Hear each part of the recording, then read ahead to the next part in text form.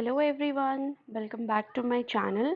I am Swati Negi and in today's video we will be learning about difference between psychosis and neurosis. तो एक side आप देख रहे हैं साइकोसिस लिखा हुआ है, दूसरी तरफ क्या है न्यूरोसिस. तो फर्स्ट हम देखेंगे definition of psychosis. Psychosis is defined as a very serious illness of the personality which involves impairment of ego function, reality testing is markedly impaired, and there are signs of grave maladjustment to life. तो साइकोसिस क्या है? एक not mild not moderate but it is a serious illness जिसमें क्या होता है ego impairment हुआ होता है. ईगो मीन्स ईगो जो है वो किस प्रिंसिपल पे काम करता है? रियलिटी प्रिंसिपल पे काम करता है. नेक्स्ट इज रियलिटी टेस्टिंग जो है वो इंडिविजुअल की या जो पेशेंट है उसकी क्या हुई होती है? मार्कली इम्पेयर्ड हुई होती है क्योंकि मतलब जो इंडिविजुअल है वो एग्जैक्ट रियलिटी क्या है उसे वो मालूम नहीं होता है. And there are signs of grave maladjustment to life. और जो इंडिविजुअल है जो या फिर जो पेशेंट है उसकी लाइफ में क्या होता है? बहुत ही ज़्यादा सीरियस माल एडजस्टमेंट हुआ है. अगर हम दूसरी तरफ न्यूरोसिस में देखें तो न्यूरोसिस क्या है? एक माइल्ड टू मॉडरेट इलनेस है, वो सीरियस इलनेस नहीं है.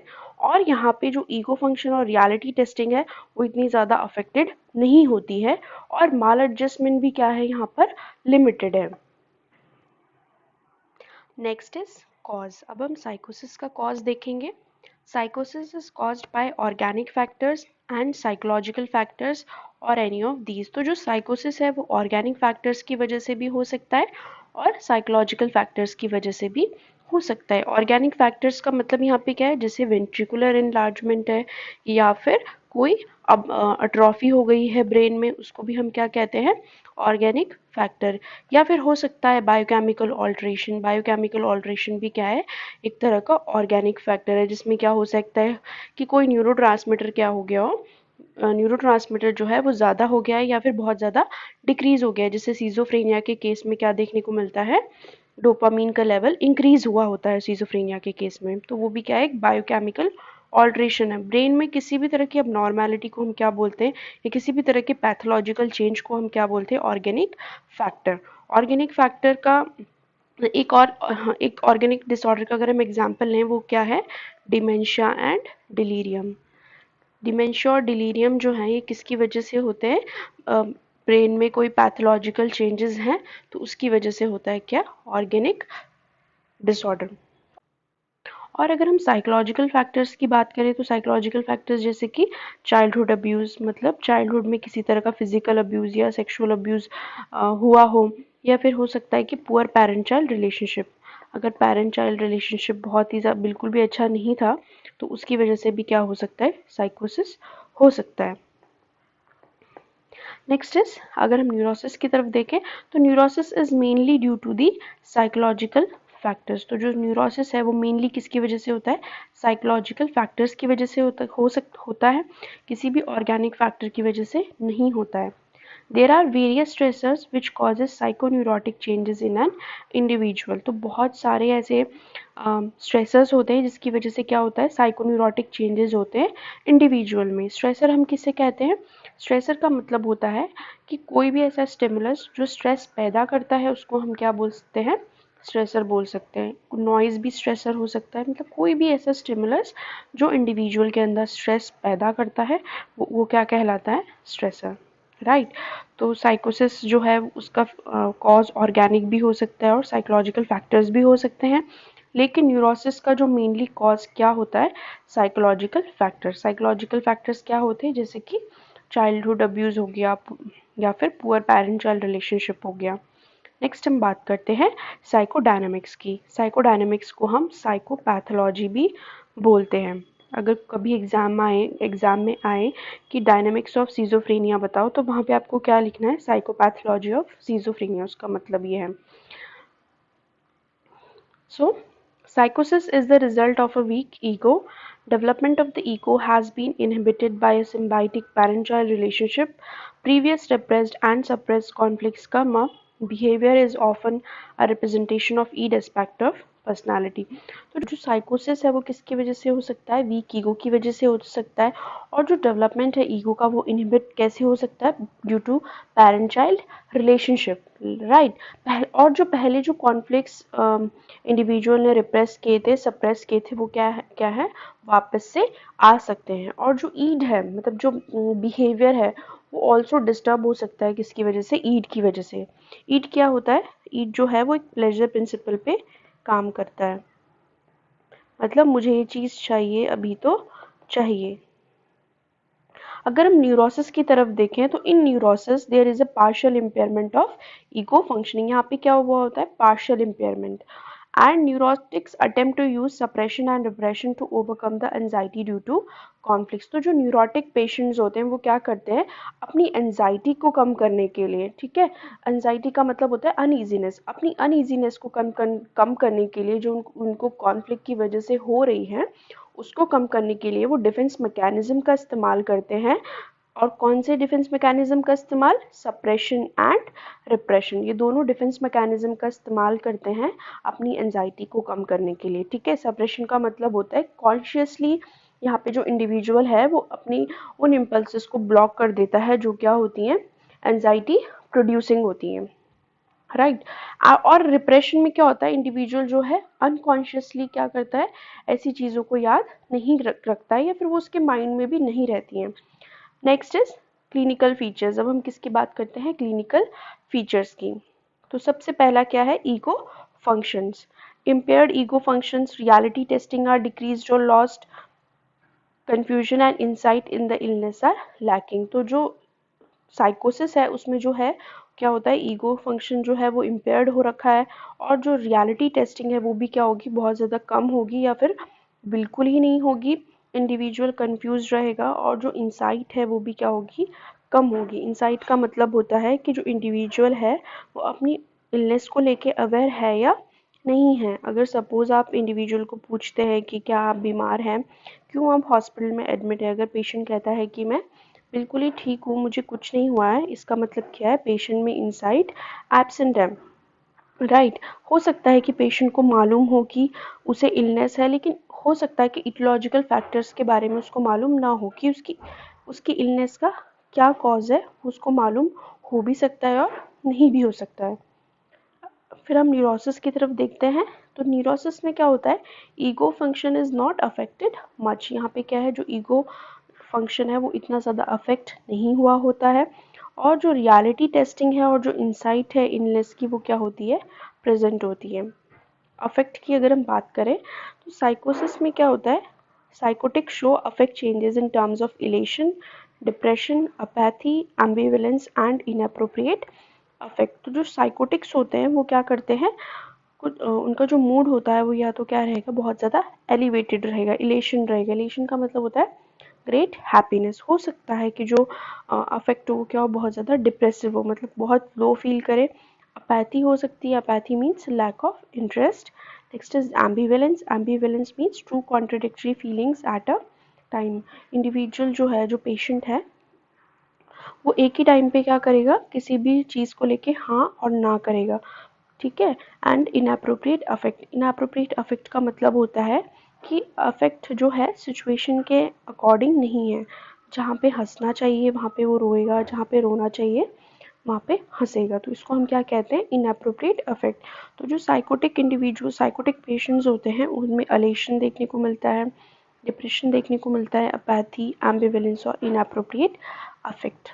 अगर हम न्यूरोटिक्स की बात करें तो न्यूरोटिक्स में क्या होता है, जो अफेक्ट होता है वो एप्रोप्रिएट होता है टू दी सिचुएशन, मतलब जो अफेक्ट होगा वो सिचुएशन के अकॉर्डिंग होगा। At times neurotics are tense and unhappy due to fear और लॉस। और कभी कभी जो न्यूरोटिक पेशेंट्स होते हैं वो क्या होंगे, उनके इमोशंस क्या होंगे, इमोशंस क्या होंगे उनके, डाउन होंगे। और इमोशंस डाउन क्यों है, क्योंकि वो उनको किसी तरह की एंजाइटी है या फेयर है, या फिर वो अनहैप्पी है। लेकिन यहाँ पे जो अफेक्ट होता है वो एप्रोप्रिएट होता है, और जो इमोशंस होंगे वो क्या होंगे, डाउन हो सकते हैं, क्योंकि बिकॉज ऑफ एंजाइटी, फेयर और लॉस। Next is perception. अगर हम साइकोसिस में देखें तो marked illusion and hallucination are present by psychotic patients. तो साइकोटिक पेशेंट्स में क्या देखने को मिलता है? इल्यूजन और हेलुसिनेशन। इल्यूजन का मतलब है false perception in the presence of stimulus. Illusion में जो है स्टिमुलस जो होता है वो क्या होता है?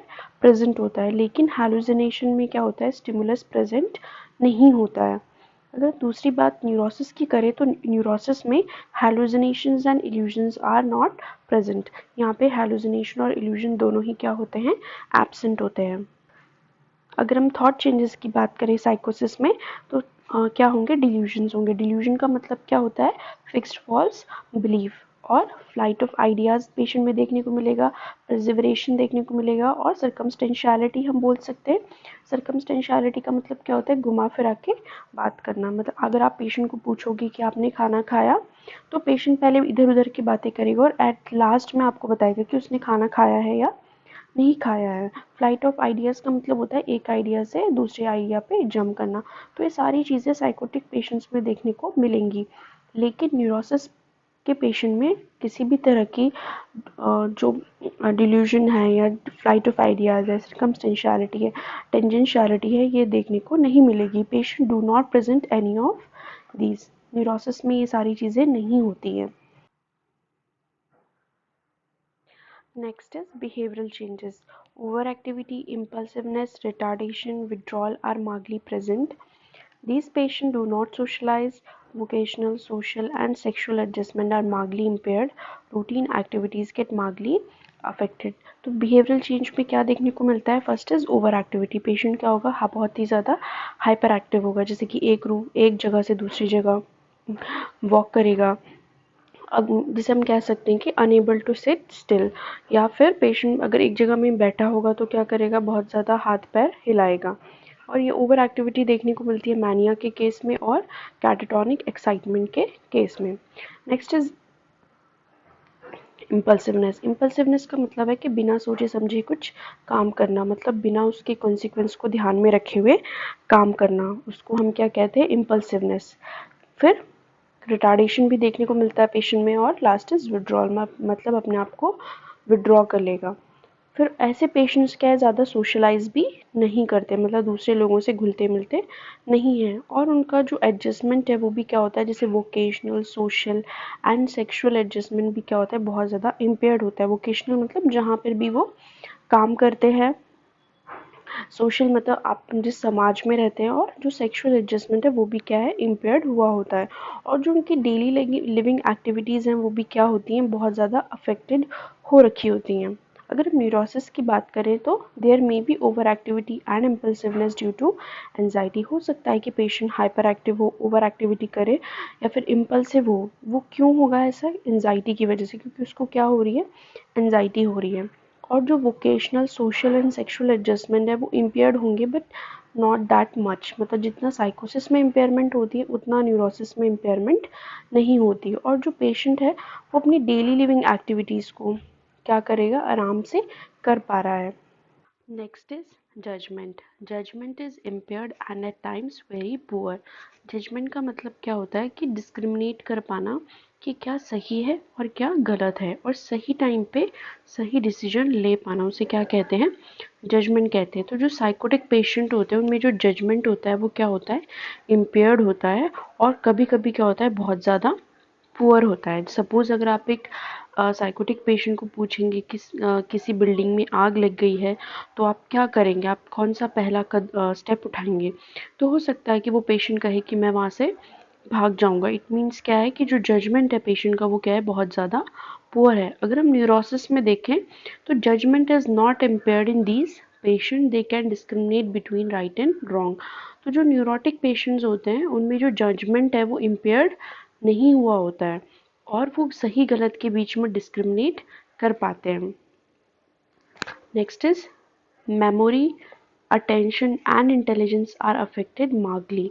तो जो साइकोटिक पेशेंट्स होते हैं उनमें मेमोरी डिस्टर्बेंस होता है, उनका अटेंशन स्पैन कम होता है और उनकी जो इंटेलिजेंस है वो भी क्या होती है? बहुत ज़्यादा अफेक्टेड होती है। मतलब या जो इंटेलिजेंस होगी वो क्या होगी? उनमें कम होगी। अगर हम न्यूरोसिस की बात करें तो there is no effect on memory, attention and intelligence. Neurotic patients में क्या है, किसी भी तरह का अफेक्ट नहीं होता है, ना ही मेमोरी में, ना ही अटेंशन स्पैन में, और ना ही इंटेलिजेंस में। नेक्स्ट इज डिफेंस मैकेनिज्म कि जो साइकोटिक पेशेंट्स हैं वो कौन से डिफेंस मैकेनिज्म का इस्तेमाल करते हैं। जो साइकोटिक्स होते हैं, जो साइकोटिक पेशेंट होते हैं, वो often use defence mechanism such as denial, regression, introjection and identification. तो जो साइकोटिक पेशेंट्स हैं वो सारे डिफेंस मैकेनिज्म का इस्तेमाल करते हैं। लेकिन अगर न्यूरोटिक पेशेंट्स की बात की जाए तो neurotics uses repression, displacement, isolation, reaction formation, undoing, substitution and conversion as defense mechanism। तो यहाँ पे repression का मतलब क्या है, अनकॉन्शियसली जो भी कॉन्फ्लिक्ट्स है उनको क्या करना, दबा देना। नेक्स्ट इज डिस्प्लेसमेंट, अपना फ्रस्ट्रेशन दूसरों पर निकालना, खुद। रिएक्शन फॉर्मेशन का मतलब होता है कि जो आप महसूस कर रहे हैं उसका जस्ट अपोजिट दिखाना। अनडूइंग मतलब जो भी आपने किया है उसको अनडू करने की कोशिश करना। सब्स्टिट्यूशन मतलब कि जैसे अगर आप किसी एक फील्ड में अच्छे नहीं है तो उसको कॉम्पनसेट करना। सपोज एक जो बच्चा है वो एकेडमिक्स में अच्छा नहीं है तो वो स्पोर्ट्स में अच्छा है, तो क्या है वो कॉम्पनसेट कर रहा है। Next is conversion. कन्वर्जन में क्या होता है कि जो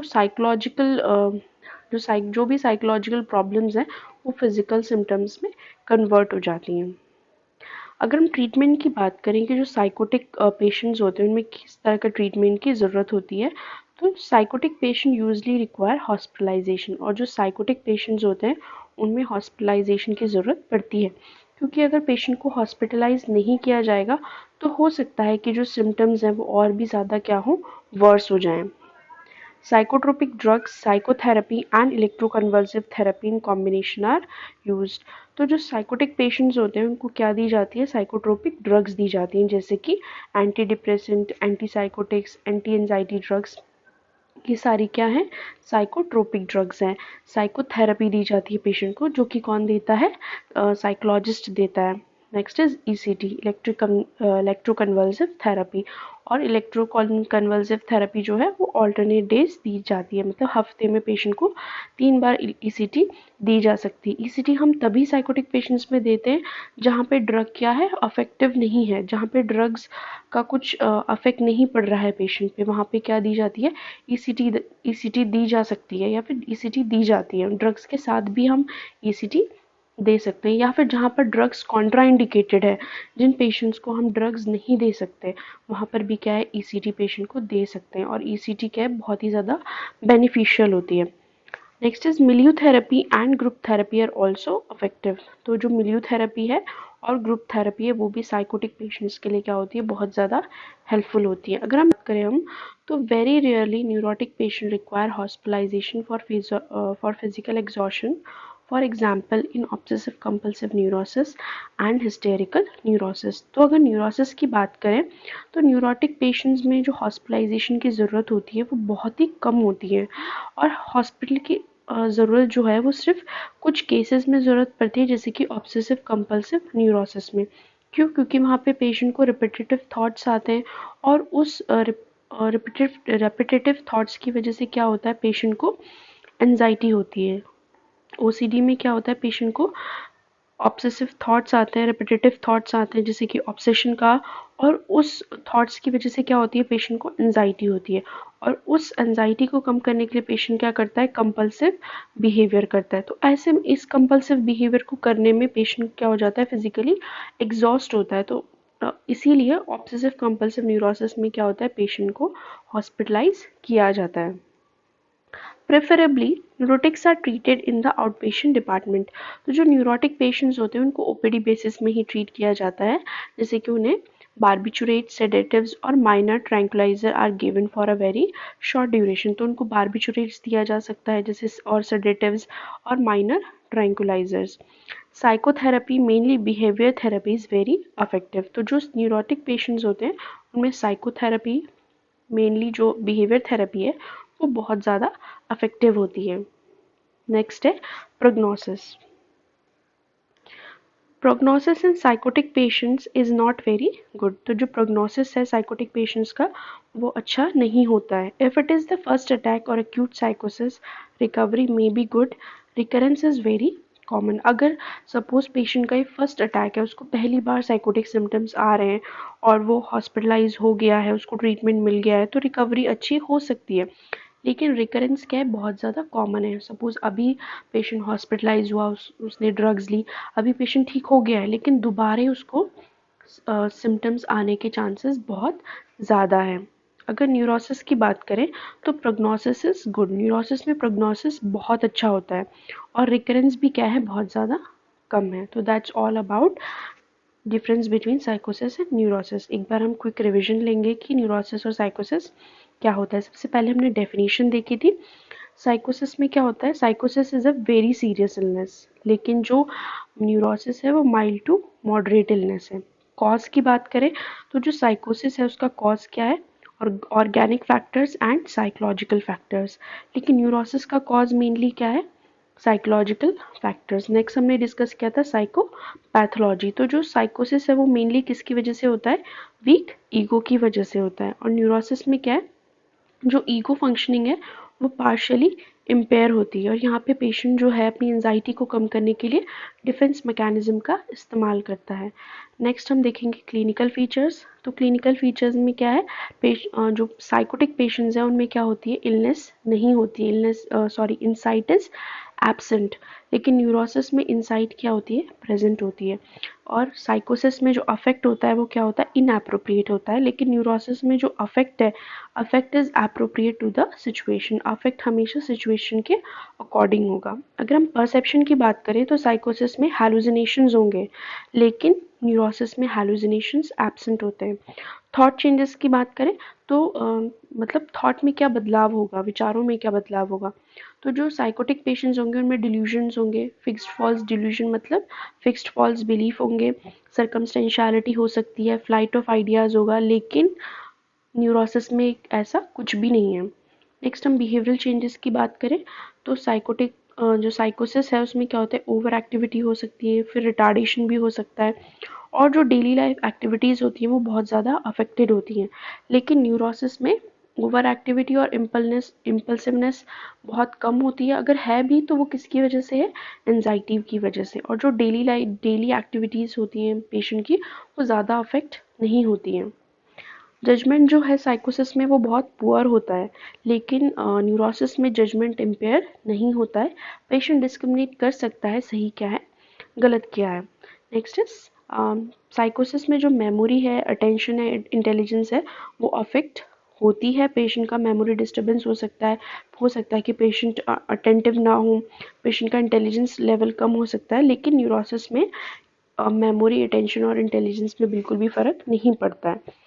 अगर हम ट्रीटमेंट की बात करें तो साइकोटिक पेशेंट्स को ट्रीटमेंट की ज़रूरत होती है। साइकोटिक पेशेंट्स को मतलब इमीडिएट हॉस्पिटलाइजेशन की ज़रूरत होती है। अगर उन्हें इमीडिएट हॉस्पिटलाइज नहीं किया गया तो हो सकता है कि उनके सिम्टम्स क्या हों, वर्स हो जाए। ठीक है, तो साइकोट्रोपिक ड्रग्स दी जाती है पेशेंट को, साइकोथेरेपी और ईसीटी पेशेंट को दी जाती है। लेकिन न्यूरोसिस में क्या है, हॉस्पिटलाइजेशन की ज़रूरत नहीं है। Only in OCD and hysterical neurosis hospitalisation is needed. Next is prognosis. Prognosis जो है साइकोसिस का वो बहुत ही ज़्यादा पुअर है, और रिकरेंस भी क्या है, बहुत कॉमन है। लेकिन न्यूरोसिस में प्रोग्नोसिस अच्छा है और रिकरेंस भी क्या है, कम है। Thank you so much. I hope you will like this lecture.